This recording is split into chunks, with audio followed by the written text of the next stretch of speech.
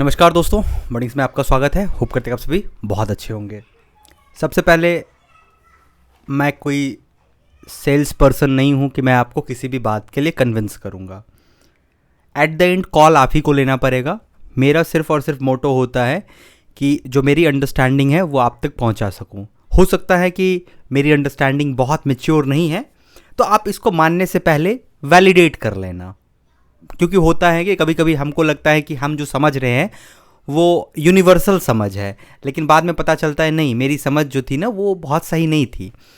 मैं इस वीडियो में बात करने वाला हूँ, जब आप स्टूडेंट CSE लेने का सोचता है तो उसके मन में 2-3 ख्याल जो होता है, बहुत ही इंपॉर्टेंट ख्याल आता है। वो क्या होता है? जिसमें पहला होता है कि CSE में गेट में बहुत ज़्यादा कंपटीशन है, PSU मिलने के चांसेस बहुत कम है as compared to other branches. ये पहला कन्फ्यूज़न होता है। दूसरा होता है कि अगर वो प्राइवेट सेक्टर में जाता है तो there are lot of chances to get laid off. Lay off की समस्या प्राइवेट में हमेशा से होती है। इस पर भी बात करेंगे। इस वीडियो का अगला पार्ट वो होगा। AI का क्या इम्पैक्ट होगा उस पर अभी बात नहीं करूँगा, उसके लिए सेपरेट वीडियो आएगी। तो सबसे पहले कि CSE में कंपटीशन ज़्यादा है या नहीं, मैं उस पर बात नहीं करूँगा। मैं मानता हूँ कि मेरे पास एक गेट एग्ज़ाम है, उस गेट एग्ज़ाम में 100 नंबर के क्वेश्चंस आते हैं। तो मेरा उस गेट एग्ज़ाम में कितने लोग बैठते हैं नहीं बैठते हैं उससे मेरा कोई कंपटीशन नहीं है। मैं उसको 1-2 मिनट के लिए अपने दिमाग से हटा लेता हूँ।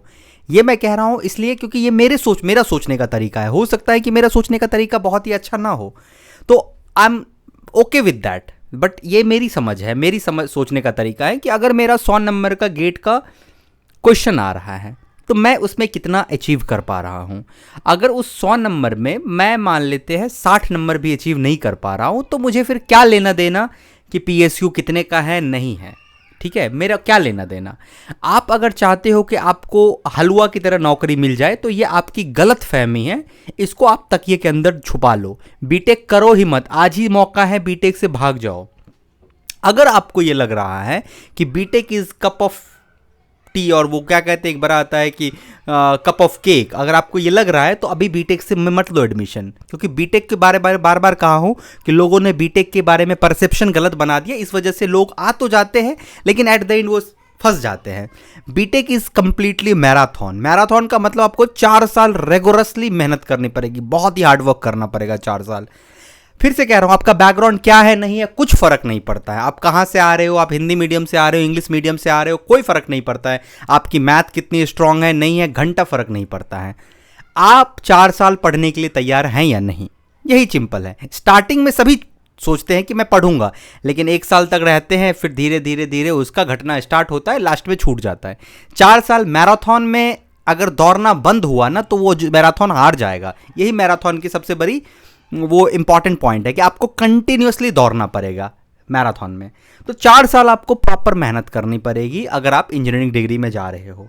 CSE में जा रहे हो तो PSU में कंपटीशन ज़्यादा है। I agree with you, competition ज़्यादा है, बट मैं ये कह रहा हूँ कि आपका कंपटीशन गेट के 100 नंबर से है कि 100 नंबर में आप कितना नंबर ला रहे हो। क्या 100 नंबर में आप 3rd ईयर में आते आते आप 30+ ला रहे हो? 30+, जो कि मैं बहुत ही मिनिमम कह रहा हूँ कि 3rd ईयर में जो गेट का एग्जाम होगा, तो मैं चाहूँगा कि आपके पास आपकी गेट की इतनी प्रिपरेशन आपको हो कि 3rd ईयर में जब आप गेट का एग्जाम दोगे तो आपको एटलीस्ट 30 से 40 मार्क्स के बीच में आपको रखना है। ज़्यादा हुआ तो यू आर गुड, बट 30 से 40 मार्क्स इज़ वेरी मैंडेटरी। अगर वो भी आपको नहीं आ रहा है तो आप जरूर कहीं ना कहीं गलती कर रहे हो 1st, 2nd and 3rd year में।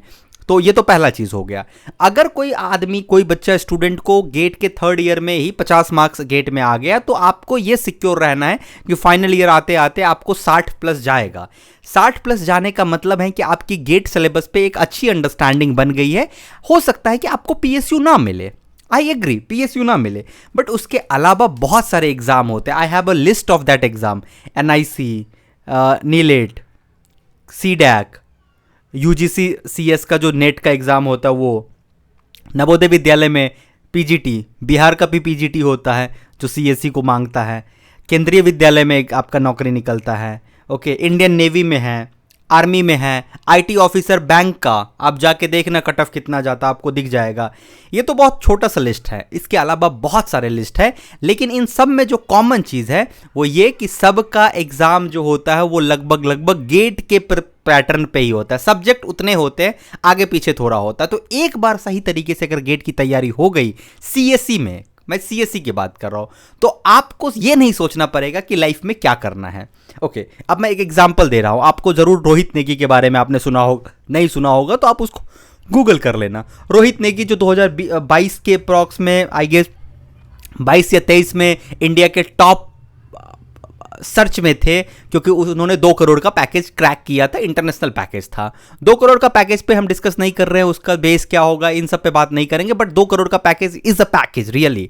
एंड वो किसी आईआईटी से बीटेक नहीं किया था, वो एमटेक स्टूडेंट था, IIT Guwahati MTech student, CSC 2020 में रैंक 202 आया था, 2022 में एमटेक कंप्लीट किया and then get a placement in Uber. Okay, तो वो पैकेज क्रैक करना, बीटेक नहीं एमटेक से क्रैक किया। तो इट मीन्स कि अगर आप एमटेक भी करते हो ना तो यू हैव गुड अपॉर्चुनिटी। तो अगर आपको गेट में 60+ मार्क्स लाने की आपके पास क्षमता आ गई तो आप मुझे नहीं देखोगे कि मेरे को नौकरी चाहिए, नौकरी मिलेगी या नहीं मिलेगी, आप अपना लाइफ फिगर आउट कर लोगे 60+।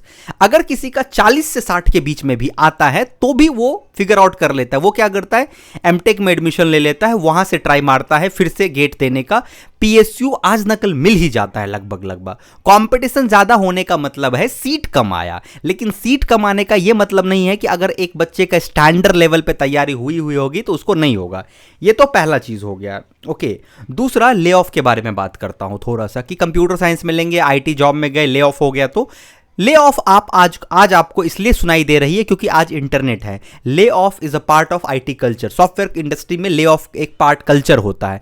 जब भी कोई नई टेक आती है तो पुराने टेक पे जो बहुत सालों से काम कर रहे होते हैं उसका ले ऑफ होता है। ले ऑफ का यह मतलब नहीं है कि आपकी नौकरी चली गई, समझना इस बात को, अब आप बेरोजगार हो गए, नहीं, ले ऑफ का ये मतलब नहीं होता है।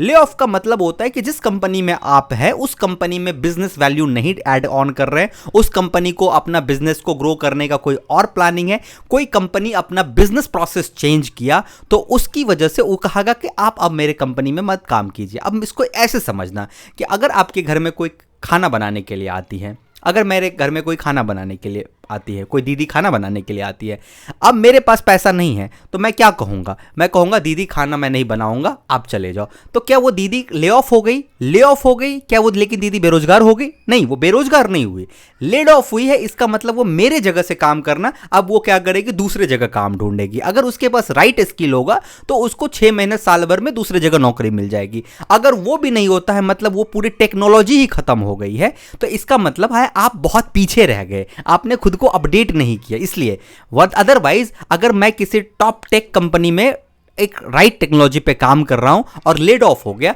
तो उस टेक्नोलॉजी का कहीं ना कहीं और जगह पे काम होगा ही होगा। पैसा कम मिलेगा लेकिन नौकरी मिल जाएगी। हो सकता है कि साल भर मुझे स्ट्रगल करना पड़े। अगर तब भी नहीं मिलेगा तो मैं लास्ट पॉइंट कह रहा हूं कि एक इंजीनियर जिसका दिमाग ओपन है ना, जो प्रोडक्ट बनाना जानता है, प्रोडक्ट डिजाइन जानता है, उसको समझ है कि मार्केट कैसे काम करता है, उसको दिक्कत नहीं होगा लाइफ में। ये मेरा अपना अंडरस्टैंडिंग है, हो सकता है कि ये अंडरस्टैंडिंग बाद में बदल जाए, बट अभी तक यही मेरी अंडरस्टैंडिंग है। तो ले ऑफ की जहां तक बात आती है तो ये एक आईटी का एक कल्चर है, इसमें कोई डरने की बात नहीं है। एआई आएगा, ले ऑफ होगा, क्या होगा नहीं होगा, डेवलपर्स कहीं नहीं जाएगा। जो हार्डकोर कंप्यूटर साइंस के जानकार है उसका वैल्यू है ही है। कुछ नहीं होगा तो लास्ट में कंप्यूटर का दुकान खोल सकते हो, उसमें उससे भी कुछ नहीं होगा, टीचिंग कर सकते हो। एक अच्छा प्रोग्रामर अगर तुम हो तो बच्चों को पढ़ा सकते हो। Options are available there, so you don't need to worry about that one. अब तीसरी बात कह रहा हूं, आपको अगर डर लग रहा है तो नदी में मत कूदो। तैरना है तो डर को हटा के नदी में आपको कूदना पड़ेगा विद द राइट प्लानिंग। जबरदस्ती मत कूद जाओ, with the right planning. Right planning क्या है कि जाएंगे गेट का पर, या तो गेट करना है या एमटेक करना है या फिर क्या करना है, ये डिसाइड करेंगे, तैयारी स्टार्ट करेंगे एंड देन नदी में तैरना धीरे धीरे सीख जाएंगे। Signing off. मैं आपको कन्विंस नहीं कर रहा था, मैं बस अपना पर्सपेक्टिव, अपना व्यू दे रहा था। Now you have to think about it. Signing of.